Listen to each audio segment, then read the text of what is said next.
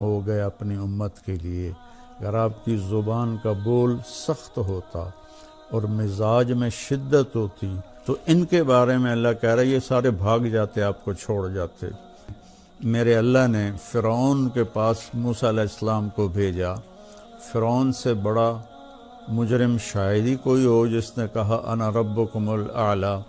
تو اللہ نے دونوں بھائیوں سے فرمایا فقولا لہ قولا لینا، کہ موسیٰ ہارون فرعون کے ساتھ نرم لہجے میں بات کرنا۔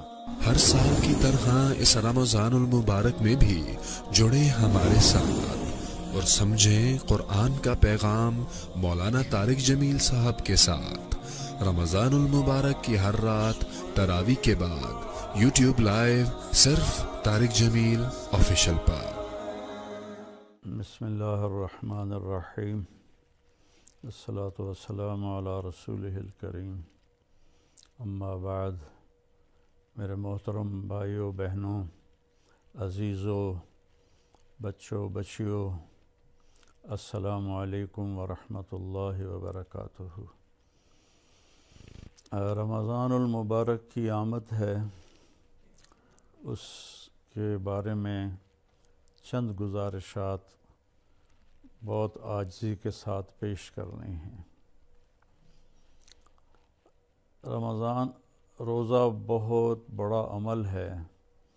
اللہ تعالیٰ نے فرمایا کہ روزے کا بدلہ میں خود ہوں، اور ایک جگہ فرمایا کہ میرے نبی نے کہ کوئی جانتا ہی نہیں ہے کہ روزے کا ثواب اللہ نے کیا رکھا ہے۔ تو اللہ ہمیں توفیق دے روزے رکھنے کی۔ تو اس سے پہلے ہم اپنے دلوں کو صاف کر لیں۔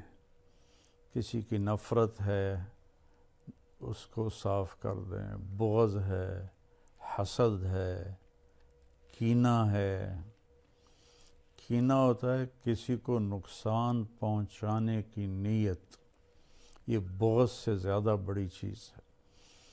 تو اس قسم کی جتنے بھی ہمارے دل میں منفی چیزیں ہیں، یہ ہم اللہ سے مانگ کے اپنے دل کو صاف کر دیں تاکہ ہمارے روزے قبول ہوں۔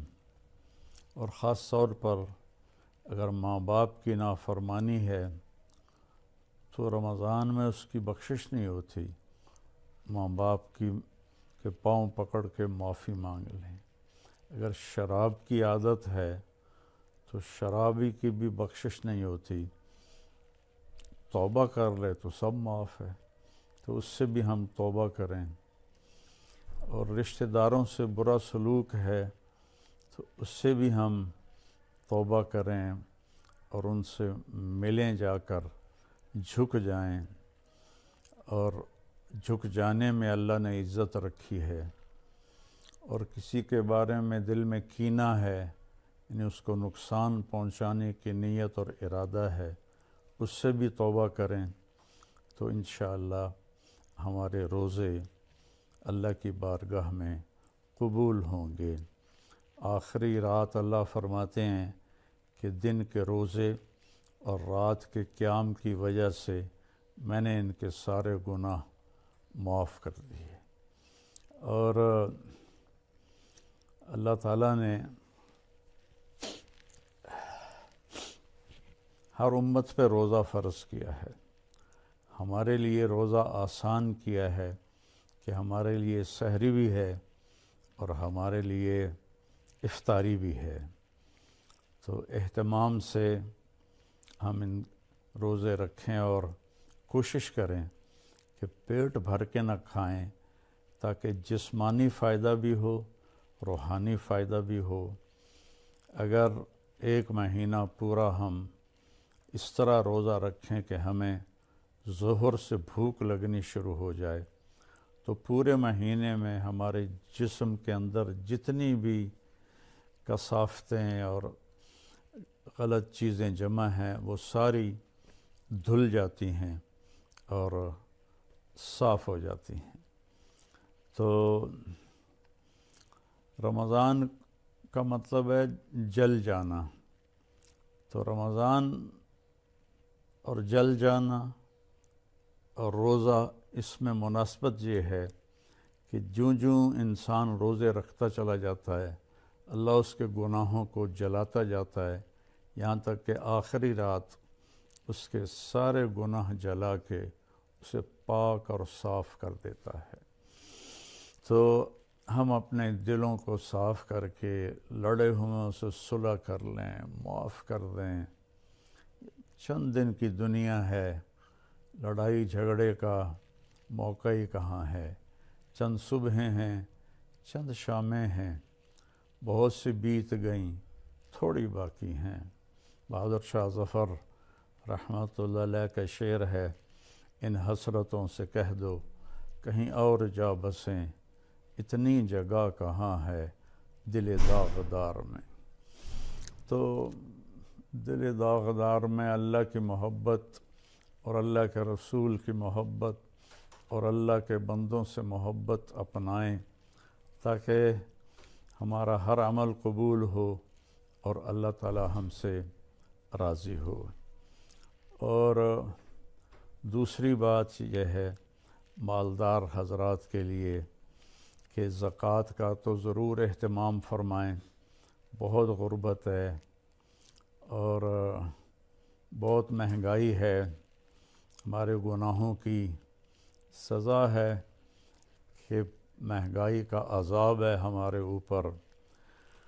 جو اللہ ہی ٹالے تو ٹالے، تو ہم سب اللہ کی بارگاہ میں توبہ کریں اور کھل کے مال خرچ کریں، زکوٰۃ بھی دیں، زکوٰۃ سے بڑھ کر بھی دیں، اور ڈھونڈ کر خاص طور پر ان لوگوں کو جو سوال نہیں کرتے اور گھر میں فاقہ ہے، انہیں تلاش کر کے ہم اپنا مال خرچ کریں کہ جو ہم نے خرچ کر دیا وہ ہمارا ہو گیا، جو ہم نے بچا کے جمع کر لیا وہ مرتے ہی پرایا ہو گیا، پتہ نہیں اولاد کا ہے یا کس کا ہے۔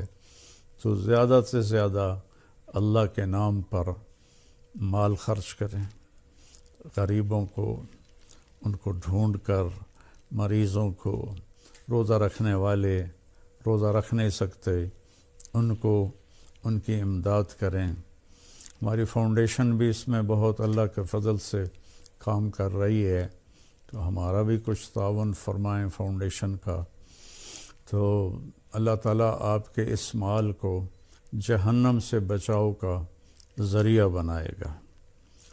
تیسری بات یہ کرنی ہے کہ ایک اپنی زبان کو لگام دینا سیکھ لیں کہ اس زبان سے، میرے نبی نے حضرت معاذ ابن جبل سے فرمایا، معاذ الا انبئک بملاک ھذا کلہ، معاذ میں تمہیں لمبی چوڑی نصیحت فرمائی تھی کہ ساری نصیحت کا میں تمہیں خلاصہ بتاؤں؟ انہوں نے کہا اجل یا رسول اللہ، ضرور یا رسول اللہ۔ تو فأحوى بإصبعيه إلى لسانه، تو اپنے زبان کو باہر نکالا اور یوں کینچی بنائی اور اس کو یوں پکڑا، اور پھر فرمایا کف ھذا، اے معاذ اپنی زبان پہ قابو رکھنا۔ وہ کہنے لگے یا رسول اللہ انؤاخذ بما نقول، جو ہم بولتے ہیں اس کا بھی حساب ہے؟ تو آپ نے فرمایا سکلت کا امک یبن جبل، ارے جبل کے بیٹے تیری ماں تجھے روئے۔ وَهَلْ يَكُبُّ النَّاسَ فِي نَارِ جَهَنَّمَ إِلَّا حَصَائِدُ أَلْسِنَتِهِمْ، تمہیں پتہ ہے سب سے زیادہ جہنم میں دھکا دینے والی یہ زبان ہوگی، اس کا گندا بول، گالی گلوچ، غیبت، جھوٹ، بہتان، نفرت کے انداز میں بولنا، حقارت کے انداز میں بولنا، ملازموں کے ساتھ گالی گلوچ کرنا، آپس میں گالی گلوچ کرنا، اور خاص طور پر میں جو حضرات یوٹیوب پر بیٹھ کے دین کے درس دے رہے ہیں ان کے آگے ہاتھ جوڑتا ہوں، اللہ کے واسطے اپنی زبان ٹھیک کرو، اپنی زبان ٹھیک کرو، اپنی زبان ٹھیک کرو۔ ایسے میرے نبی کے بارے میں آتا ہے ما کان فاحشا متفحشا، میرے نبی کبھی بھی بدخوئی اور بد کلامی کرنے والے نہیں تھے۔ اور میرے اللہ نے فرمایا فَبِمَا رَحْمَةٍ مِّنَ اللَّهِ لِنْتَ لَهُمْ وَلَوْ كُنْتَ فَظًّا غَلِيظَ الْقَلْبِ لَانفَضُّوا مِنْ حَوْلِكَ، میرے محبوب آپ کے رب کی بہت بڑی رحمت آپ پہ نازل ہوئی تو آپ نرم ہو گئے اپنی امت کے لیے۔ اگر آپ کی زبان کا بول سخت ہوتا اور مزاج میں شدت ہوتی تو لنفضوا، افراتفری میں جب لوگ بھاگتے ہیں نا تو اس کو انفزاز کہتے ہیں۔ جیسے کہیں کوئی دھماکہ ہو جائے تو لوگ افراتفری میں بھاگتے ہیں جدھر جس کا منہ ہوتا ہے۔ تو اللہ تعالیٰ فرما رہے ہیں یہ صحابہ جن کے بارے میں اللہ نے کہا کُلًّا وعد اللہ الحسنی، میرے محبوب تیرے صحابہ کے لیے تیرے رب کا جنت کا وعدہ ہے، اور جن کے لیے حسنہ کا وعدہ ہے ان کے لیے دوسری آیت کہتی ہے ان الذین سبقت لہم من الحسنی اولئک عنہا مبعدون، جن کے لیے ہم نے حسنہ کا وعدہ کر دیا وہ جہنم سے بہت دور ہیں، لا یسمعون حسیسہا، وہ اس کی آہٹ بھی نہیں سنیں گے، وہم فی ما اشتہت انفسہم خالدون، اور وہ جنت کی من چاہی نعمتوں میں ہمیشہ کی زندگی گزاریں گے۔ یہ ٹائٹل، یہ اعزاز، یہ خوشخبری صرف میرے نبی کے صحابہ کے لیے، چاہے وہ مہاجرین سابقین اولین ہوں، چاہے وہ درمیان والے ہوں، چاہے وہ طلقاء ہوں جو مکہ پہ ایمان لائے فتح مکہ پر، سب کے لیے میرے اللہ نے جنت کا وعدہ فرمایا۔ تو ان کے بارے میں اللہ کہہ رہا ہے یہ سارے بھاگ جاتے آپ کو چھوڑ جاتے۔ تو بھائیو اکثر جو میں تو سنتا ہی نہیں ہوں، میرے سر میں درد رہتا ہے، لیکن کبھی کبھار کان میں پڑ جاتی ہے بات تو اتنا شدید لہجہ ہوتا ہے اور اتنا حقارت آمیز لہجہ ہوتا ہے اور اتنا نفرت سے بھرا ہوا ہوتا ہے، خاص طور پر مذہبی معاملات میں اور اختلافی مسائل میں اس قدر وہ آتش فشاں پہاڑ بن جاتے ہیں کہ ان کے منہ سے آگ نکلتی ہے۔ تو میرے نبی کی زندگی سیکھو کہ آپ نے کس طرح نرم رویے سے عرب کے سارے بت پرستوں کو رام کیا، اور اللہ تعالیٰ نے فرمایا کہ جاہد الکفار والمنافقین واغلظ علیہم، ان کے ساتھ آپ جہاد کریں، منافق اور کفار کے ساتھ، اور ان پر شدت اختیار کریں۔ لیکن آپ دیکھیں سیرت النبی میں کہ آپ نے عبداللہ بن ابی کو بھی کبھی برا نہیں فرمایا اور منافقین کو بھی کبھی برا نہیں فرمایا، اور آپ کی زبان سے کسی کے لیے دکھ بھرا بول نہیں نکلا۔ تو میں سارے بھائی بہنوں سے کہتا ہوں یہ وبا، یہ بلا ہمارے گھروں میں ہے، عورتوں میں ہے، مردوں میں ہے۔ صرف خطیبوں کی بات نہیں کر رہا، خطیب چونکہ ممبر پہ لوگوں کو خطاب کر رہا ہوتا ہے یا وہ یوٹیوب پہ لوگوں کو خطاب کر رہا ہوتا ہے، تو اس کی زبان میں اگر زہر ہو تو وہ کیا دین کا کام کر رہا ہے؟ وہ کوئی اور ہی کر رہا ہے، دین کا کام نہیں کر رہا ہے۔ میرے اللہ نے فرعون کے پاس موسیٰ علیہ السلام کو بھیجا۔ فرعون سے بڑا مجرم شاید ہی کوئی ہو جس نے کہا انا ربکم الاعلی۔ تو اللہ نے دونوں بھائیوں سے فرمایا فقولا لہ قولا لینا، کہ موسیٰ ہارون فرعون کے ساتھ نرم لہجے میں بات کرنا۔ آپ اپنے اختلاف کو ظاہر کریں، لیکن اوروں کے یہ نفرت کا بول اور حقارت کا بول یہ اللہ کے ہاں بالکل پسندیدہ نہیں، اور اس بول میں، اس لہجے میں بات کرنا یہ کوئی دین کی بات نہیں ہے، یہ نفس کی شرارت ہے۔ تو میری آپ سے گزارش ہے میٹھا بول بولیں، اگلے کو عزت دیتے ہوئے اختلاف رائے کریں، نہ کہ نفرت و حقارت کے شعلے برساتی ہوئی زبان ہو اور اگلوں کا دل چیر کے رکھ دے، اور سارے گھر میں مستورات اور مرد سب سے کہتا ہوں کہ اپنی زبان کے بول کو میٹھا کر لیں، اپنے نوکروں نوکرانیوں کے ساتھ خاص طور پر درگزر اور نرمی کا معاملہ کریں، سختی کا معاملہ نہ کریں۔ ایک صحابی نے آ کر کہا، یا رسول اللہ، میرا خادم ہے، غلام، وہ غلط کام کرتا ہے تو میں اس کی پٹائی کرتا ہوں، تو اس کا کیا معاملہ ہوگا آخرت میں؟ آپ نے فرمایا، تیری پٹائی کو اور اس کی غلطی کو تولا جائے گا، اگر تیری پٹائی بڑھ گئی تو تو پکڑا جائے گا۔ اور تو وہ زار و قطار رونے لگے اور کہنے لگے، یا رسول اللہ، اس کا یہی علاج ہے کہ میں اسے آزاد کر دوں۔ تو انہوں نے اپنے غلام کو آزاد کر دیا۔ تو میری منت ہے، اپنے بچوں کے ساتھ کبھی طنز والا بول نہ بولیں، بیوی کے ساتھ کبھی طنزیہ بول نہ بولیں، طنز مار دیتا ہے، تانا مار دیتا ہے۔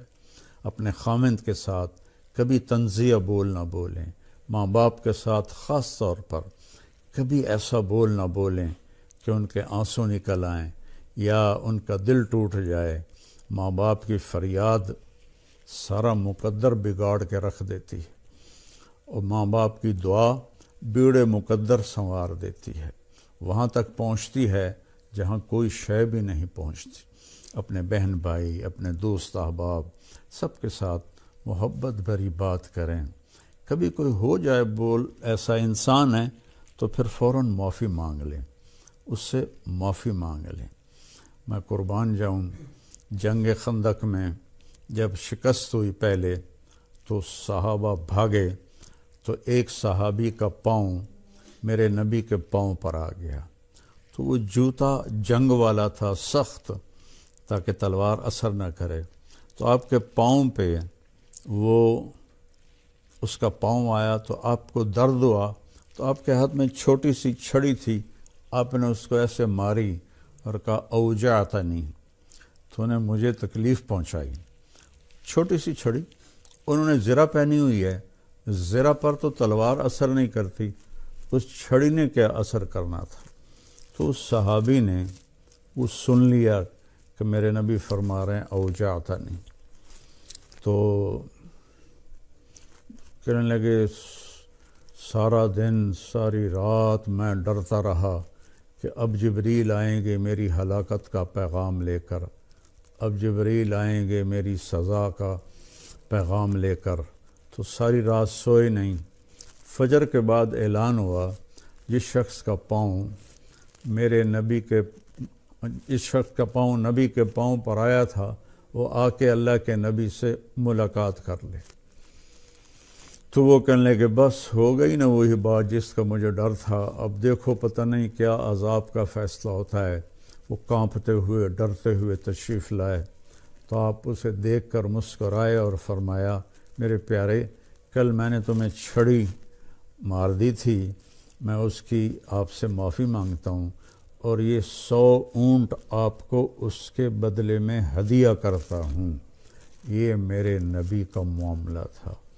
ہم لوگوں کے دل توڑ کر، کفر کے فتوے لگا کر، ایک دوسرے کو کافر کہہ کر، ہم ایسے اپنے غصے کی آگ میں جل بھن رہے ہوتے ہیں، تو ہماری بات کہاں اللہ کی بارگاہ میں قبول ہوگی؟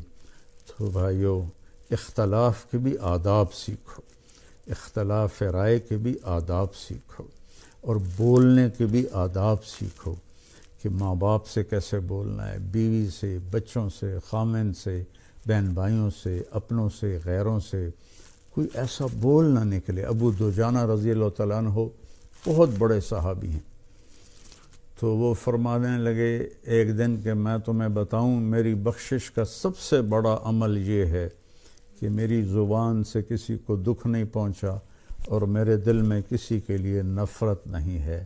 تو یہی 2 باتیں سارا معاشرہ اپنا لے، اور خاص طور پر جو ممبروں پر، یوٹیوب پر لوگوں کو دین سنا رہے ہیں، وہ خاص طور پر اس کو اپنائیں ایک اچھی مثال پیش کریں، ایک اچھی مثال پیش کریں۔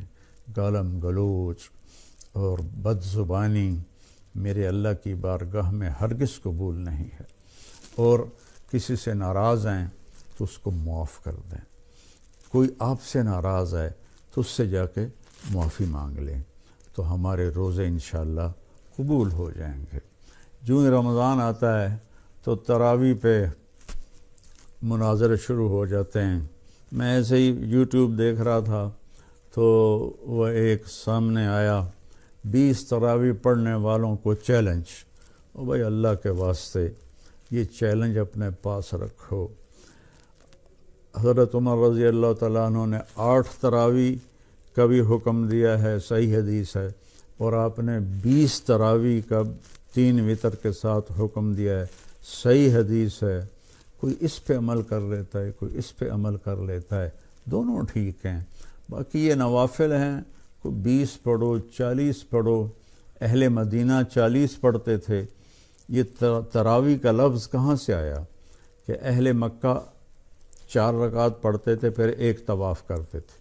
ترویح کہتے ہیں تھوڑی دیر کے آرام کو، پھر 4 رکعت پڑھ کے اور ایک طواف کرتے تھے، تو اس طرح ان کو تھوڑا آرام بھی ہو جاتا تھا، پھر آگے شروع ہو جاتے تھے۔